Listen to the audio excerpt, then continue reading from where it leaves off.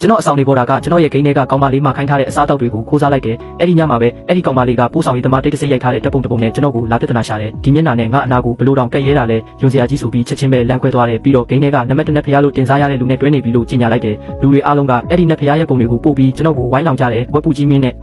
ဲ့သူနဲ့ကခြေဝါအောက်ကဖုံလောက်တောင်မတန်ဘူးတဲ့ကျွန်တော်တပ်ပုံကိုကြည့်ပြီးစဉ်းစားနေမိတယ်ဒါကကျွန်တော်မှမဟုတ်တာဂိမ်းထဲဝင်လိုက်တာနဲ့လမ်းခွဲခံလိုက်ရတာတိလိုက်ရတယ်တခုခုမေးဖို့ message ချဖို့မလို့လို့တော့ကျွန်တော်ကိုဘလော့သွားပြီးအဲ့ဒီအချိန်မှာအဆောင်နေပေါ်တာဝေးတွန်းကကျွန်တော် online တက်နေတာမြင်တော့နန်ကြီးငါကိုကူပါဦးရင်တက်ဖို့တပွဲပဲလိုတော့လို့ဆိုပြီးဖိတ်တယ်ကျွန်တော်လည်းတန်တရားတွေကိုခဏပေးဖက်ပြီးဝေးတွန်းနဲ့ကူဆော့ပေးလိုက်တယ်ဒါပေမဲ့အဖွဲ့ထဲရောက်သွားတော့ဒုတိယနေရာမ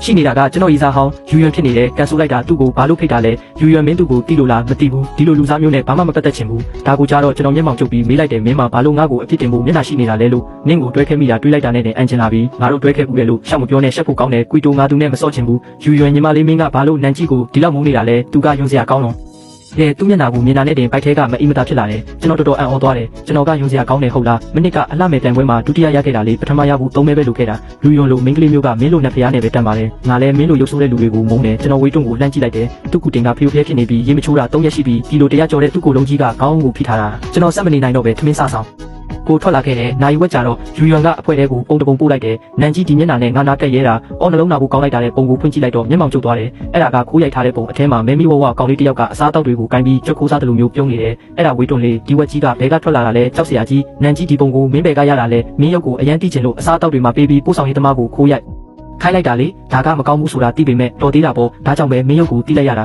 ာကျွန်တော်အစားအသောက်တွေမရခဲ့ဘူးလေဒါကကျွန်တော်အဆောင်လေးပေါ်တာပါတကိုးစားတာနေမှာမင်းကအဲ့လိုပြောမှာပဲလေဒါဆိုရင်လည်းမင်းပုံကိုပို့ပြလိုက်လေနန်ကြီးငါတို့တိလာတာကြာပြီးမင်းရုပ်ကိုတခါမှမမြင်ဘူးသေးဘူးကျွန်တော်စိတ်ပြက်လက်ပြက်နဲ့မျက်မှောင်ကျုပ်လိုက်တယ်တက်တေကြစရာလိုသေးလို့လားယူယွန်ရဲ့စိတ်သက်အစစ်မှန်ကိုတိလိုက်ရပြီပဲလမ်းခွဲပြီးပြီဆိုတော့လေထက်ရှင်းပြမနေတော့ဘူးထမင်းစားပြအဆောင်ပြန်လာတော့ဝေးတွန်းကကလတ်ထိုင်မှာထိုင်ပြီးဗီဒီယိုကြည့်နေတယ်ကျွန်တော်တိုက်ရိုက်ပဲမေးလိုက်တယ်ဝေးတွန်းမင်းကအစားတောက်တွေယူစားလိုက်တာလားရာသီဥတုကပူနေတာလေမင်းအတွက်အားဆိုင်ပြီးယူပေးခဲ့တာကိုချက်ပေါင်တစ်ခုစားမိတာဘာဖြစ်လဲစားချင်းစားချင်တွေပြန်ပေးမယ်လေတောက်တီတောက်တဲ့ကောင်ကျွန်တော်မျက်နှာမေးခနဲ့ဖြစ်သွားပြီးသူ့ကိုထိုးလိုက်တယ်သူကမျက်နှာကိုအုပ်ပြီးအော်ဟစ်ကကျွန်တော်ကိုပြန်တိုက်ခိုက်ဖို့ကြိုးစားတယ်အဆောင်ကတခြားသူတွေကလာဆွဲပြီးဘာဖြစ်တာလဲမေးတယ်နန်ကြီးကြိုက်နေတဲ့ကောင်မလေးကသူ့ကိုဖျက်ပြီးငါနဲ့လာဆော့နေလို့သူကမနာလို့ဖြစ်ပြီးငါ့ကိုလာရန်ရှာနေတာတကယ်ပဲလားမယုံရင်နားထောင်ကြည့်ဆိုပြီးသူကဖုန်းခေါ်လိုက်တယ်ခဏနေတော့ယူယွန်ရဲ့အတန်ထွက်လာတယ်ဘာဖြစ်လို့လဲယူယွန်ညီမလေးနန်ကြီးကမင်းကနဲ့ဆော့နေလို့ဆိုပြီးမနာလို့ဖြစ်ပြီးအဆောင်မှာလာရန်ကားနေတယ်ယူယွန်ချက်ချင်းဒေါသထွက်သွားတယ်သူ့ကိုအဖွဲ့ထဲကအခုချက်ချင်းကန်ထုတ်လိုက်မယ်ယူယွန်ကပဲကျွန်တော်ကိုဒီအဖွဲ့ထဲထည့်ခဲ့တာလေကန်ထုတ်ခံရလို့လဲဝမ်းမနေပါဘူးဒါကြောင့်အိတ်လိုက်တာပဲအိမ်မထဲမှာ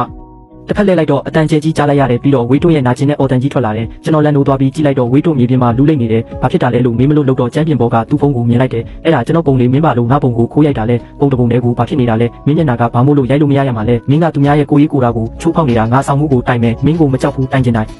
းကျွန်တော်လည်းဒေါသထွက်နဲ့အဆောင်မှုကို message ချပို့လိုက်တယ်အဆောင်မှုကချက်ချင်းပြန်စားပို့တယ်နန်ကြီးမင်းချီနေဘူးတီးပြီးတခြားသူတွေကိုလည်းမေးကြည့်လိုက်မယ်တဲ့ပြီးတော့အဆောင်မှုကထပ်ပြောတယ်ဂိမ်းပြိုင်ပွဲအတွက်ကစားသမားတစ်ယောက်လိုနေတယ်မင်းစိတ်ဝင်စားလားကျွန်တော်လည်းဘာမှမစင်စားပဲညင်းမလို့လုပ်ပြီးမှအမှတ်ရမယ်ဆိုတာနဲ့တွားမယ်လို့ပြောလိုက်တယ်ယူယွန်ကဝေးတွန်းကိုဖုန်းခေါ်တယ်ရှောက်တွန်းနောက်ပတ်ပြိုင်ပွဲရှိတယ်လာအားပေးပါဦးဝေးတွန်းကနောက်ပတ်အလုပ်ရှိလို့မအားဘူးဒါပေမ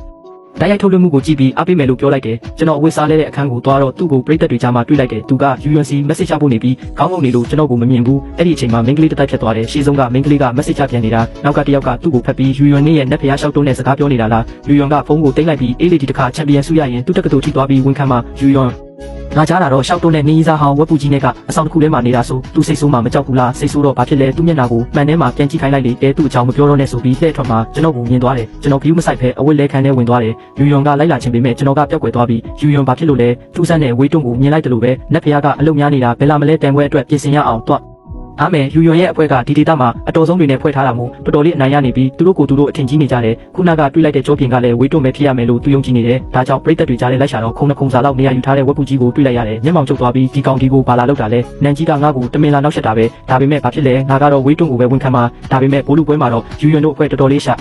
ာလုံးကြီးရှုံးသွားတယ်ယူယွန်ကဒေါသတကြီးနဲ့ဖုန်းကိုပစ်ချလိုက်တယ်ငါဘယ်လိုဖြစ်လို့ရှုံးရတာလဲပြီးတော့ပြည်သက်ထဲကဝက်ပူကြီးကိုကြည့်ပြီးအားလုံးကသူ့ကြောင့်လို့အပြစ်တင်တော့တယ်သူတာပုံမလာရင်ငါစိတ်တွေလွင့်ပြီးရှုံးမှာမဟုတ်ဘူးပြီးတော့အခွဲထဲမှာနန်ကြီးကငါ့ကိုနှောက်ယှက်ဖို့တမင်လာတာဆိုပြီးရှောက်ပြောတယ်လူတွေကလည်းကျွန်တော်ကိုဝိုင်းဆဲကြတယ်ဝေးတွန်းနဲ့မင်းနဲ့ကဘလို့မှမရှင်းနိုင်ဘူးဝေးတွန်းကဘလောက်ချောလဲတိလားဆိုပြီးတပ်ပုံတွေတင်ကြတယ်ယူယွန်ကတပ်ပုံတွေကိုကြည့်ပြီးစိတ်လှုပ်ရှားစွာနဲ့ဝေးတွန်းစီ message ချဖို့လေဝေးတွန်းငါပြန်ပွဲရှုံးသွားပြီမဲ့မင်းမရှိရင်မရဘူးငါကြီးစားလို့မလားဝေးတွန်းကပြောသွားပြီးငါလည်းမင်းကိုသဘောကျပါတယ်လို့ပြန်ပြောတယ်ယူယွန်ကထပ်ပြီးချင်းဖို့လုပ်နေတော့စင်ပေါ်မှာဖြောပြေးသမားတက်လာတယ်လူတွေကအော်ဟစ်နေကြတယ်နက်ဖျားဦးတွန်းရောက်လာပြီးတကယ်ကိုပုံထဲကထပ်ပိုချောတယ်တဲ့ယူယွန်ကြောင်သွားတယ်ဝေးတွန်းကခုနလေးတင်ငါကို message ချဖို့ထားတာလေဖြောပြေးမှုပြီးတော့ကျွန်တော်စင်ပေါ်ကဆင်းလာပြီးတကားနားမှာစောင့်နေတဲ့ယူယွန်ကိုတွေ့တယ်ကျွန်တော်ဗာမျက်နှာအမူအရာမှမရှိပဲသူ့အနာကိုရှောက်သွားလိုက်တယ်ဝူတွန်းရှင်ကိုဘယ်လိုခေါ်လိုက်တာလဲကျွန်တော်သူ့ကိုစိုက်ကြည့်ပြီးမေးလိုက်တယ်မင်းခုနကငါ့ကိုဘယ်လိုခေါ်လိုက်တာလဲ